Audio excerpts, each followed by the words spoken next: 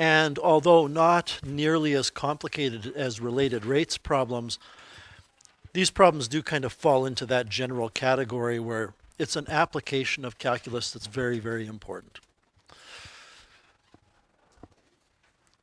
I believe, if memory serves, what I did was I finished off the lesson on that Friday by setting up or getting set up example number 2 and example number 3, and then I posted a YouTube video showing the solutions of those.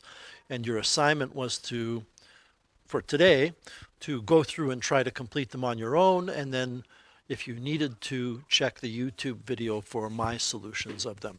So I am not going to go through example number 2 and 3 again. What I would like to do, I might refer to them briefly, but in fact, I probably will.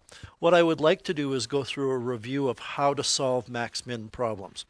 And really, it's only 2 steps. I know I have 3 steps up here, but the 3rd step is almost never required. Okay, we're going to encounter some problems in this section, which I think we're going to spend at least 2 or 3 more days on. We're going to encounter some problems that are very, very challenging and difficult. But again, those are not the kinds of problems you would see on an exam. They are the kinds of problems you would see next year. And I believe I would be doing you a disservice if I didn't show you these types of extra challenging problems here. But what you're doing when you have a quantity that you want to be optimized, so you have something that you want to be as large as possible or as small as possible, I'm going to call that variable m. What you want to do is come up with a function where you can write the function as y equals m of x. So m is the thing that you want to be as large as possible. Y, in other words, is the thing that you want to be as large as possible. And you need an equation relating that variable that you want to optimize to only one other variable. That word one that is bolded right now on the screen is important. Because the reasoning is, if you have a function where the dependent variable is what you want to maximize or minimize, and that variable is defined as being a function of one other variable, then we can use calculus to find out where that function maximizes or minimizes graphically. Let me qualify that. I don't mean we're going to solve it graphically. But I mean, if the function ends up looking like this, for whatever reason, then you know that there happens to be a maximum value of the variable m here, and there happens to be a minimum value of the variable here. And we are actually going to see problems where you want to maximize something, and in the same situation you want to minimize it. So there will be a question where we take a length of wire and we cut it into 2 pieces and we form a circle out of one piece and a square out of the other piece. And it's possible to find how to cut it to maximize the area of those shapes. But it's also possible to find out how to cut it to minimize the area of those shapes. Okay, so your first step is to define a function that defines the thing you want to maximize or minimize in terms of only one variable. I want to back up and I want to take a look at question number 2, where we wanted to minimize the sum. Now, this is in the video, and I could just say, well, you should know this, but that's a long time ago. You want to minimize the sum, so this highlighted section here that says S equals A plus B, this thing is the function for the sum. You want it to be minimized. But there are too many variables. You need to get rid of a variable. And I hope I did. Good. I was going to say I hope I used the phrase equation of constraint. Because it's the equation of constraint that's a condition that is always going to be needed to eliminate a variable. So these 2 numbers can be any 2 numbers as long as they add up to give 80. as long as they multiply to give 80, so this is really the equation of constraint. It doesn't matter what the numbers are. It could be 1 and 80. It could be 2 and 40. Those pairs of numbers that I just mentioned, 1 and 80, that has a sum of 81. 2 and 40 has a sum of 42. We can get all kinds of sums, but we want the sum to be a minimum. So the idea here is to complete step 1, to get one variable. On the right-hand side of the equation, you use the equation of constraint, and that leads you to a single equation. So this is really right here. This is step 1. So what does step 2 say we have to do? You have to then differentiate the equation to find the critical numbers. Now here's where it gets, well, I don't know if interesting is the right word, but it can become very simple here. Because if you only have one critical number of the derivative that makes sense, then that has to be the answer to the question, or that has to be the value of x that leads to the answer to the question. In other words, if you only get one critical value of x that makes sense, you don't need to do step 3. And I know it's been a while, but I'll remind you of what I told you. I don't know what percentage I told you, but I would say at least 95% of the time, that's going to be the case. You will get one critical number for x. So for example, in question 2 here, when you differentiate this and you factor, so this is the derivative of a plus 88 to the negative 1, you get 1 minus 88 to the negative 2. You factor out the negative exponent, which I've kind of hopefully trained you to do, and we write for a derivative this. You say, well, what are the critical values of a? Well, one of the critical values of a is 0, because that makes the denominator 0, which makes the derivative undefined. And I don't want to relive that whole critical value lesson, but critical values make the derivative either undefined or equal to 0. So I put 0 in my list of critical numbers. There it is right here. I eyeball the top of this, and I say, well, how can a squared minus 80 equal 0, which would make the derivative 0, because the top would be 0. And the answer is a can equal positive root 80 or negative root 80. So here are the other critical numbers. There's no need to do a derivative chart to figure out which is correct, because 0 is not in the domain of allowable values of x. It has to be a positive number. I keep saying x, but you know it's a. It says in the question, find two positive numbers. Contrary to what you might think, 0 is not a positive number. 0 is neither positive nor negative, so it's out. Negative root 80 is out. So if there's only one critical number, why would we waste our time confirming that it's going to give you the right answer with the first derivative chart? And the answer is we wouldn't. You would just say that the optimal value of a that minimizes the sum, was it minimize? Yep. Is root 80. And then you can use that to answer the question.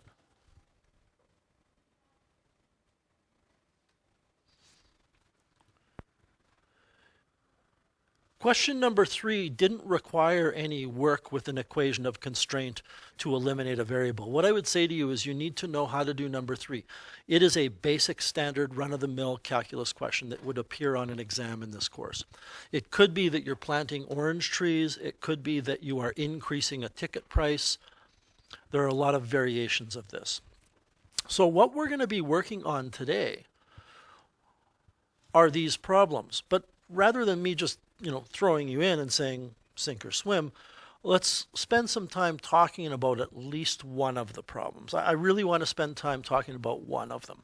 I'm going to run through them one by one, though, and briefly mention them. Number 1, this is on page 188. Number 1 is fairly straightforward. It's not identical to example 2, but it's in the same ballpark. Number 2 on page 188 is, again, kind of similar to example 2, except the sum that we want to minimize is not the sum of the two numbers, it's the sum of one number plus twice the other number, which makes it a little more interesting. So I don't really feel as though I need to add anything to those two. Now I want to talk about number 5, because there's a problem here with number 5. And again, I can't go through every single type of example in this course. But number 5 says we have a box with a square base and an open top. And immediately what many students think about is they think about this problem that we did in class. It wasn't this problem, it was a variation of it, where you cut out corners and you fold up the edges to get a box. That is not what this is talking about. We're not starting off with a sheet and making a box out of it. It's just saying we're going to make a box that has a square base and an open top. And the volume has to be 4,000 cubic centimeters. This volume being 4,000 cubic centimeters is the constraint. It's not an equation of constraint yet, but it's a constraint. A constraint means a boundary or a handcuffing that you're confined to. The volume must be 4,000. So that's the constraint. Now, what does this mean? A box or a rectangular prism, if you want to get really highbrow and technical, a box has a volume that's length times width times height. So what are some numbers that we could have for length and width and height that would give us 4,000 for the volume? Well, I mean, I've made two boxes here. Can you confirm that a box that's 20 by 20 by 10 would give you a volume of 4,000 cubic centimeters? Well, 20 times 20 is 400, times 10 is 4,000. On the other hand, I could make the edge of the base half as big, and because it's length times width, since I'm making each of those half as big, I would have to make the height 4 times bigger. And both of these boxes, so in other words, 10 times 10 times 40 would still give you 4,000. And there's all kinds of, there's an infinite number of different boxes that would have that volume, but they're constrained to that volume. Now, which of these boxes would be cheaper to make? Assuming that the cost is associated with the amount of material. Would they cost the same amount to make? Well, let's talk here about the surface area of this box. And generally speaking, in higher math like calculus, we don't put SA for surface area, we just say A. And it's implied that it's a surface area. What we have here is this piece that's a rectangle, this piece that's a rectangle, this piece that's a rectangle, and this piece that's a rectangle. And we also have the bottom of the box that needs to be composed of something. Whether it's resin from a 3D printer or cardboard that you're going to tape, and we're neglecting the cost of the tape here, it doesn't matter. So the area here would be, well, the front of the box, this number 1 would have an area of 20 times 10. It's a rectangle, the length is 20, the height is 10, or the width is 10. But since it's square, and it doesn't have to be this way, but in this question it is, the area of the front and the back of the box and the area of the left and the right side of the boxes are all going to be 20 times 10. Which means if we multiply this by 4, that will be the area of piece 1, piece 2, piece 3, and piece 4. We need to add the area of the bottom of the box, which would be 20 times 20. This is, look, I'm still in a very introductory teaching mode in terms of max-min with you right now. This is not what you would do. I'm demonstrating that we're going to get a certain area, and I would like you to calculate that area for me.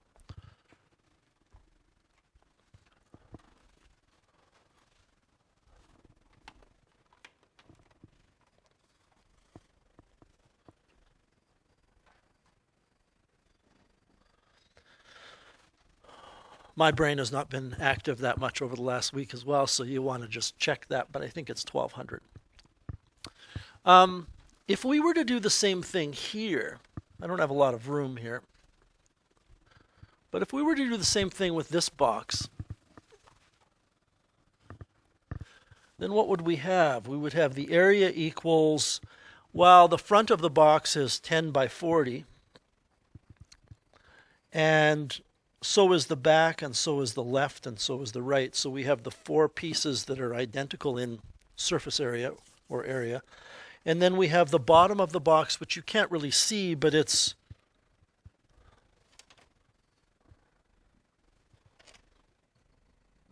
that piece there, and it's a square. And I think you have to be able to kind of visualize turning this thing around in your head or seeing it in different ways. And that's 10 times 10. So if we work out that surface area, I think 1700.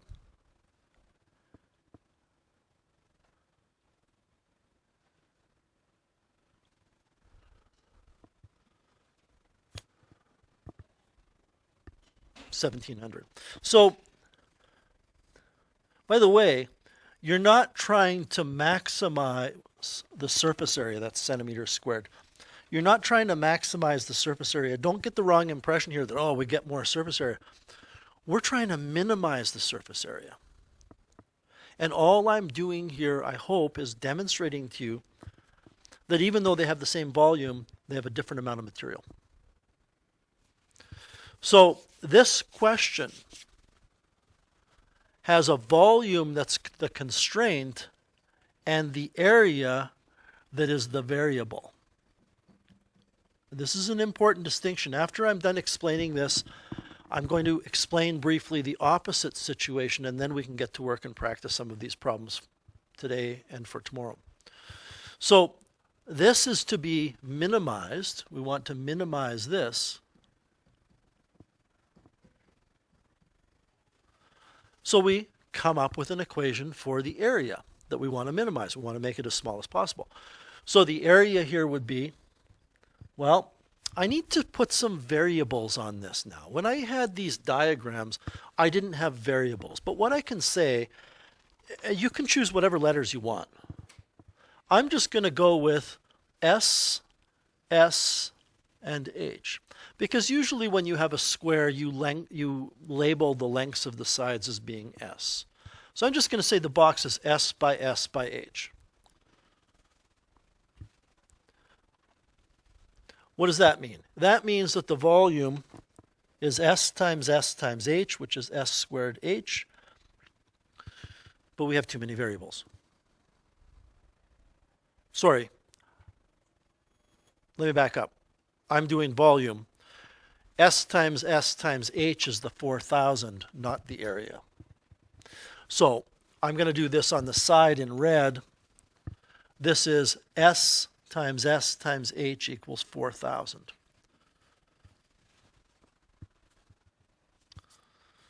And I would have known something was up in the very next step, and it would become obvious to you too. I think it became obvious to most people right away. This now here, everybody, this is now the equation of constraint.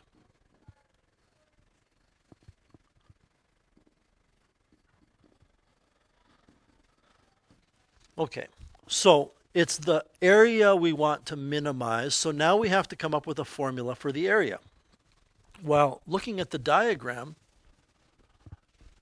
you can see that what we really did here is we took S times H times 4, and we added S times S. That's what we did. You're going S times H for the front of the box, for the back of the box, for the left and the right. So those four pieces have an area of 4SH plus the S squared for the bottom. And I think, yeah, I'm pretty sure most of you could have come up with that without looking at examples with numbers. Okay. So now we have a formula for area, which is 4SH plus S squared. This equation has too many variables. So how are we going to get rid of one of the variables? First of all, I hope it's clear that since there's only one H but S appears in two places, we should probably try to get rid of the H and not the S. Be less work. So how do we do that? We go to the equation of constraint. Just like, and I run the risk here of making this so drawn out you're falling asleep, but I also know you've been away from this for a long time. So I'm going intentionally slow here. This is just like number 2 in the notes where we had too many variables and we needed to get rid of B. So where did we go? We went to the equation of constraint, which is AB equals 80. So in this particular question, the equation of constraint is S squared H equals 4,000. We want to get rid of H, so let's rearrange this equation of constraint for H. We get 4,000 over S squared. This now goes in there.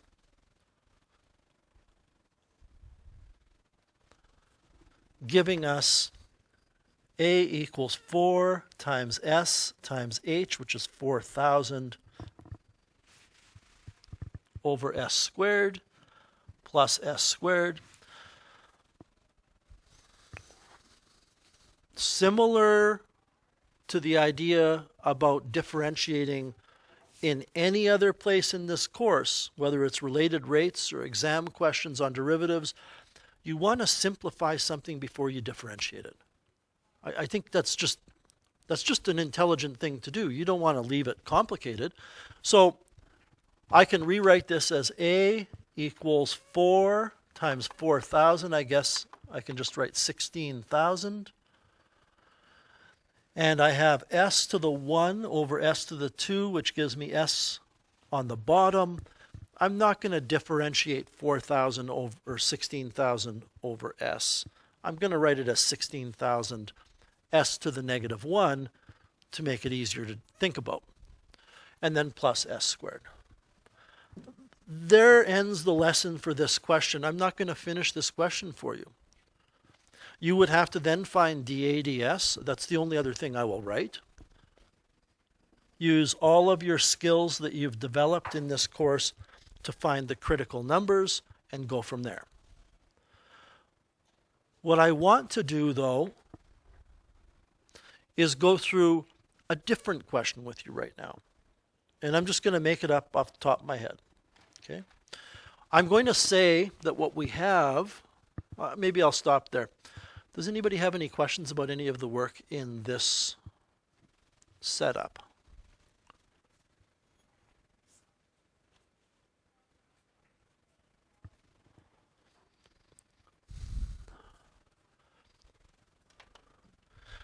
Students in calculus, I think, are going to be most successful if they can adapt to new situations.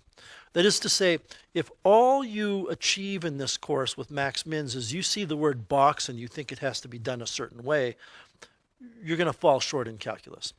So what if I gave you the following? We still have a square base, open top box.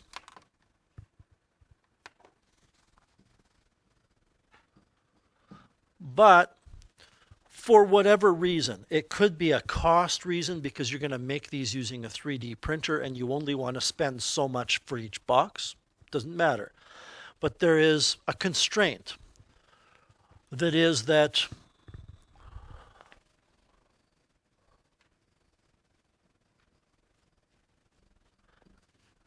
you cannot use more than 1,000.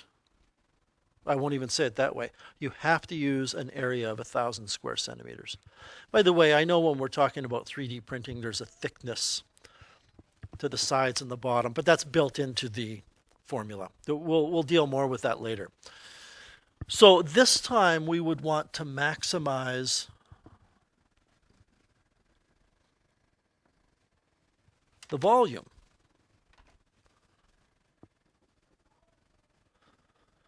I mean, it's possible to make a box using that material where the area of the bottom is like 990 square centimeters, which would leave 10 square centimeters for all the sides, which would mean this box would be very wide on the bottom, but it would be very short. It wouldn't be very tall. Okay. It's possible to make a box using this material so that we only have 1 square centimeter for the bottom, which means the bottom of the box is a little square about the size of the face of a playing die, of a die, or a sugar cube. So somewhere in between, there's going to be a maximum volume because both of those have very little volume. So we start off with what is to be maximized? Well, the fact that I've changed the nature of the question doesn't change the nature of the shape.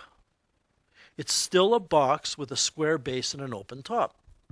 So the volume is still that. And the area is still 4sh plus s squared. In question 5 in the textbook, this number here was the constraint, and you used that equation of constraint to take this equation and get rid of a variable. This time it's the other way around. This time, this is the constraint. The equation of constraint is 1,000 equals 4sh plus s squared.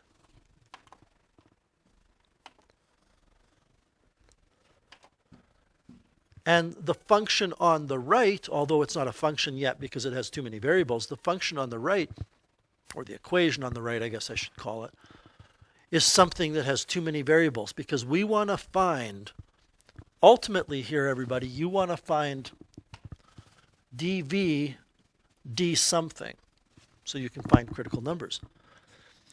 So you're going to have to differentiate this equation on the right. But if you differentiate it right now, you're going to have you're going to have derivatives of s and you're going to have derivatives of h. We have to get rid of one of those variables. So now what we're going to do is rearrange this equation right here for the h, which would mean we would get 1,000 minus s squared equals 4sh. And then I would have to divide both sides by divide both sides by 4s. So I would have to divide 1,000 by 4s, and I would have to divide s squared by 4s. That's my advice here. I mean, you can put it all over 4s, but then in your next step it becomes problematic in terms of what to do with it. H can then be written as 250. 1,000 over 400 is 250, and we have an s in the denominator, minus 1/4 s in the numerator. This is h.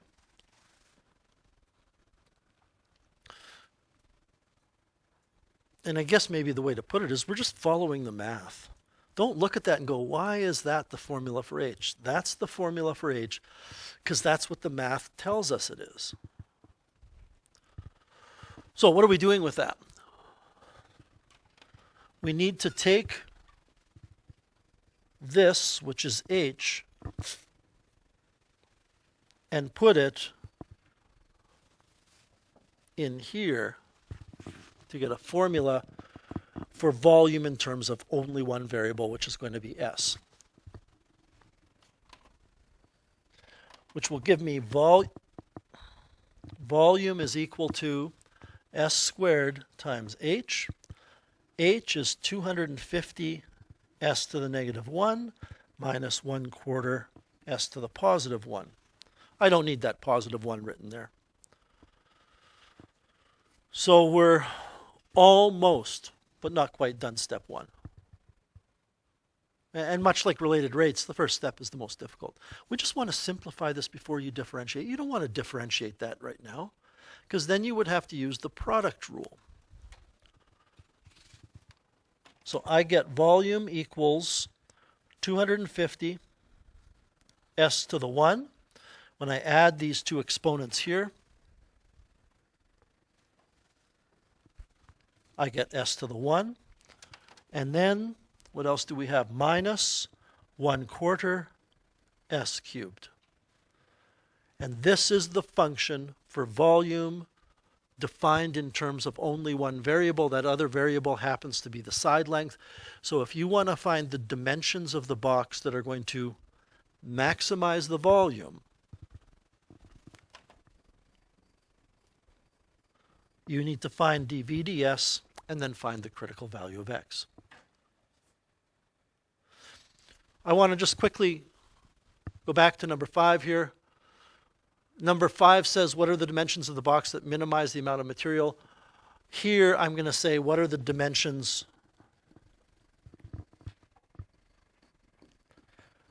that maximize the volume?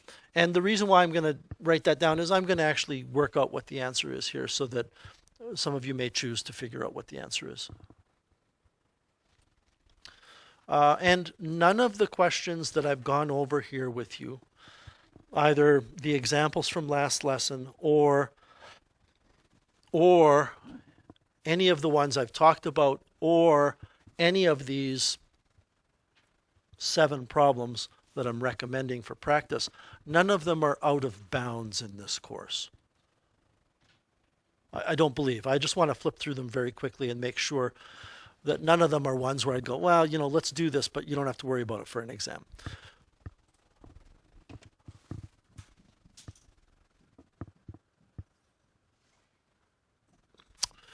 What I will say to you is that number 7a is one that you should be able to do, and then 7b is going to be one that will give you pause for thought. And the only thing I will tell you, we're probably going to do 7b on the board tomorrow. The only thing I will tell you is because there's a domain restriction, that changes the situation, and you may have to do a first derivative chart. Maybe. Or you may be able to treat it as a closed interval and not do a chart at all, but investigate f of all of the critical values of x and go from there. And I realize when I say that many of you probably have forgotten about all of that, but we'll end up going over it. Okay. Bottom line is I wouldn't worry too much about 7b right now, but we will go over it tomorrow. I think the rest of the questions are fine. By the end of the class, I'm going to be giving you assignment 4a and 4b, which I have not decided on the due dates yet. Assignment 3b is due tomorrow, right? Okay. Nicole, Demi, and Zach, were you given those assignments already? Okay. I just want to make a note to everybody because somebody emailed me over the holidays and said, you know, I hate to be a pain, but like, are we not having quizzes anymore? Because we haven't had a quiz in a very long time. Everybody's going, who did that? No, we're not right now because I don't feel the value in saying, here's a related rates quiz because it's going to be a 40-minute problem. Or here's a max-min quiz. What I will tell you is pretty much for the rest of this chapter, we're not having quizzes. We will, when we get into chapter 5, we will get back to having some little tiny quizzes from time to time. But if you look on your course outline, quizzes and assignments are weighted the same. Right now, we're in assignment mode. Okay, so assignment 3B is due tomorrow. I will give you assignment 4A and 4B today, and I will let you know the due dates. It'll probably be A will be due Thursday, and B maybe next week sometime. Anyway, I hope that little refresher helped you out and got your brain back on track. Get to work on those problems. As soon as you have any questions, please let me know, and I would be happy to help you out.